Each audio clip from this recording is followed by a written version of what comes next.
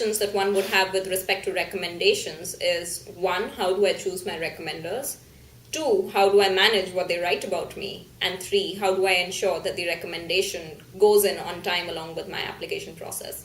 Let me just give you some very quick tips on how this process could work to your advantage.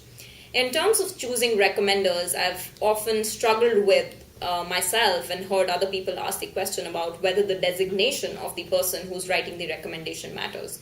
Should I choose the VP of the company even if that person does not know me very well? Or should I choose my immediate line manager who knows me very well but whose job title might not be very, very impressive? If that's the choice that you're facing, I would say try and err on the side of people who know you well, because they're just going to be able to give a very, very authentic account of who you are as a person.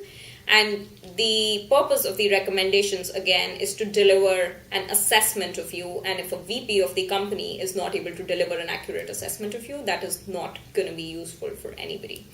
Having said that, let me also point out that there is an opportunity to leverage on the point of senior leadership, and that could come by possibly choosing a second recommender who's a skip level line manager. So having your immediate line manager is definitely useful because that person knows you well, but try and also get a skip level line manager, because if at all that person does not even have direct information for you, that person can find that out from your line manager, or there are avenues for that person to find that out for you. So I would say manage a mix, and if at all, if you have an opportunity to put in a third recommendation, it would be credible to put in a peer.